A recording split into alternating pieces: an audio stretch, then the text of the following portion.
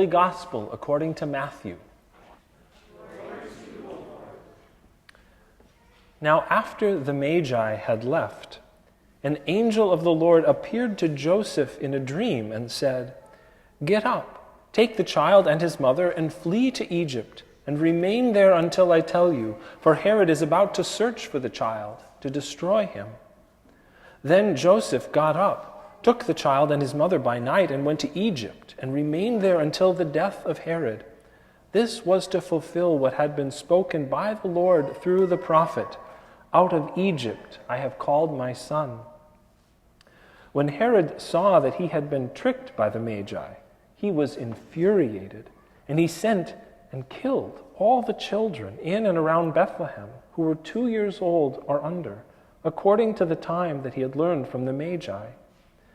Then what had been spoken through the prophet Jeremiah was fulfilled. A voice was heard in Ramah, wailing and loud lamentation, Rachel weeping for her children. She refused to be consoled because they are no more. When Herod died, an angel of the Lord suddenly appeared in a dream to Joseph in Egypt and said, "Get up, take the child and his mother, and go to the land of Israel, for those who were seeking the child's life are dead." Then Joseph got up, took the child and his mother, and went to the land of Israel.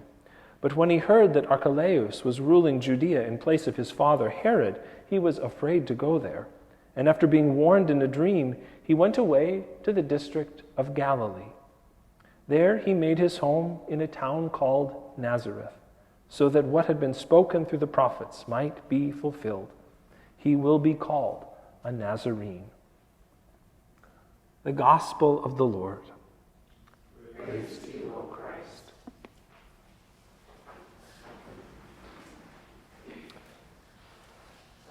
Beloved people of God, maybe you feel the same way I do. I wasn't expecting this story this morning.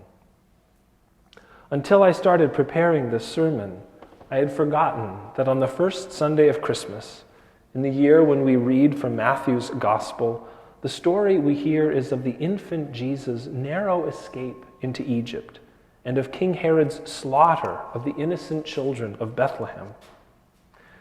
It's an awful, shocking story any time of year. But today, on this first Sunday of Christmas, it feels especially so. Our tradition, as I've said, makes much of the fact that Christmas is not just one day, but a whole season. Christmas, in our tradition, is much more than Christmas Eve and Christmas Day. It's 12 days, extending all the way into the new year and to the festival of the Epiphany. Especially here at church, the joy and celebration of Christmas are supposed to linger for all 12 of those festive days. But here we are on the first Sunday of Christmas, and our gospel reading for this day is this awful story. Now, what I'm going to offer next isn't going to make it any better, but I thought it could be helpful to begin by saying something about why Matthew might have included this story in the first place. This story, the slaughter of the innocents, as it's called, appears only in Matthew's Gospel, and it's at least interesting to think about why. At least part of the reason, I think, has to do with Matthew's desire to connect the story of Jesus with the story of Moses. In Matthew's Gospel, Jesus is presented as a great teacher, in fact, as a new Moses. Think of Jesus teaching at the Sermon on the Mount, or Jesus' final words to the disciples, telling them to baptize and then to teach all that he has commanded. More than any other, Matthew's Gospel shows Jesus as a teacher, one who gives new and life-giving commandments. And so then, it makes sense that Matthew's telling of Jesus' story would begin very much like Moses' story, with a violent king determined to kill all the little ones who in his fear-filled imagination pose a threat to his rule. For Moses, that tyrannical king was Pharaoh, For Jesus, it was King Herod. And while, as you may remember, Moses escaped in a little basket on the river, in Matthew's gospel, Jesus' safety is provided by his parents who flee by night into Egypt, only to return when the danger has passed. Matthew wants us to connect these stories as we reflect on who this newborn Jesus is to be. Jesus is the great teacher. Jesus is also the one who will save. In that way, he is also like Moses, this one who led the people out of Egypt and on toward the promised land. Still, this little window into why Matthew might have included the story of the slaughter of the innocents in his gospel, it doesn't take away the terror of it. It is simply an awful story, and especially in the midst of the Christmas season, which we associate so much with infants and children. It's a terrible shock to have to hear and confront this story. It would be awful any time, but it seems especially so in these days of Christmas. And yet, maybe it is actually important that we hear this story, even now and at this time of the year, because as we all do know, the world's brokenness doesn't magically go away at Christmas time. The world's suffering doesn't disappear, nor does its sadness or its cruelty or injustice. Soon, it will have been a year since Russia began its invasion of its neighbor, Ukraine. And though the news has been full of awful headlines about this conflict since it began last February, there's something about the place that this conflict is right now that seems so terribly cruel. Even amid a winter lull in the fighting, Russia's leaders seem to want to inflict maximum misery on the Ukrainian people by attacking the infrastructure they need to get through the winter. So much of the country is without heat or water or light. And the fact that Christmas is soon to be celebrated in both Russia and Ukraine, in the Orthodox Church it will be celebrated on Epiphany, January 6th. That fact doesn't seem at all to have slowed the barrage of missiles or drones, or lessened the Russian leadership's desire to ravage the lives of even ordinary Ukrainian civilians. For the people living there, it must be maddening and heartbreaking all at the same time. And while we hardly need any more examples of the world's cruelties or injustices, especially right now during Christmastide, I will name just one more, one with a connection to us here at Christ Church Lutheran. The other day, Ann Davis sent me an email and pointed out an article in the Star Tribune about a recent art installation in Nigeria, one remembering the women and girls who were abducted there back in 2014. The installation is a series of head sculptures in the ancient tradition of Nigerian terracotta head sculptures that represent all of those who are still held captive by extremist forces. Though around 180 of the women and girls have been released in the years since 2014, still 94 remain missing, still likely in captivity. And since 2014, one of those young women, Antonia Yahona, has been in our prayers here at Christ Church.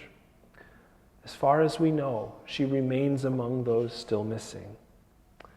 And the reason she's been in our prayers for all these years has to do with our own Minneapolis area synod and its connection to the Lutheran Church in Nigeria. Along with the church in Leipzig, Germany, our synod has a special partnership and relationship with the church in Nigeria.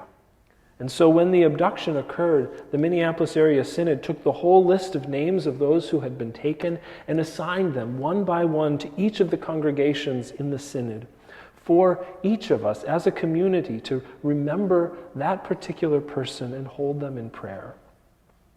We at Christ Church were given the name Antonia Yahona. We don't know anything about her except her name and that she's among those still missing. And so we continue to pray for her.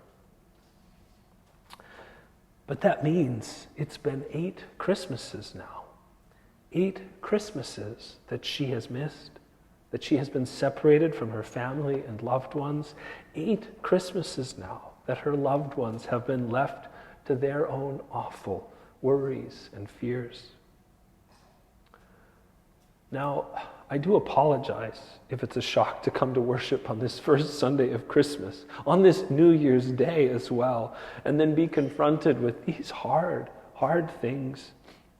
Again, it's not what I was looking for either when I first looked up and began to read today's awful gospel reading. But there is, I think, a profound truth for us to encounter right here when, in the middle of our season of rejoicing, the world's suffering is put so clearly before our eyes.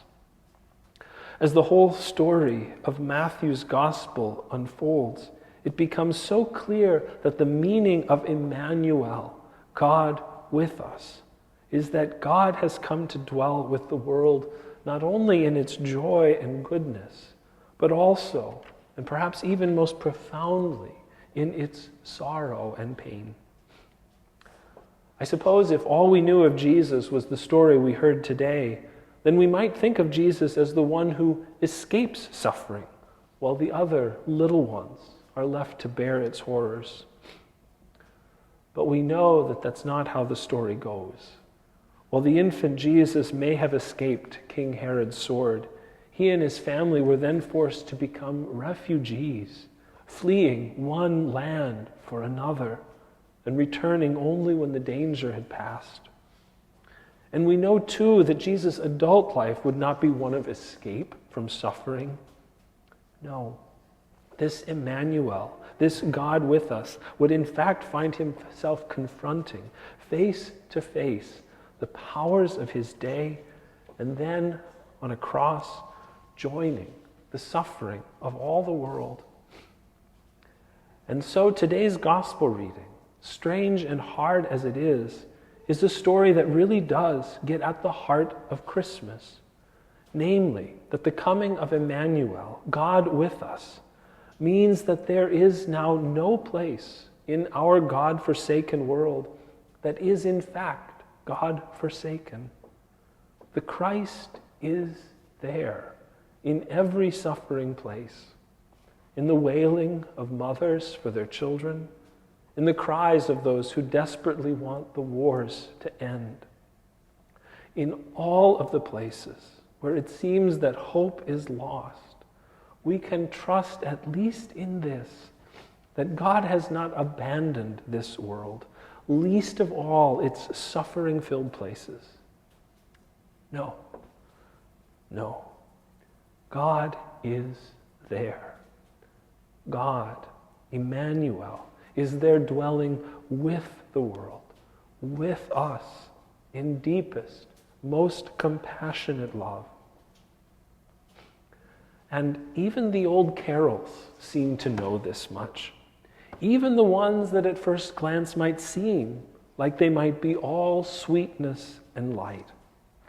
In one we're just about to sing, the carol makes it clear that the message of Christmas is sent to a weary world, to sad and lowly plains, to those bent low beneath life's crushing load. The carol proclaims the good news. It is to them that the Christmas angels sing. Beloved people of God, God is with us. Emmanuel. Amen.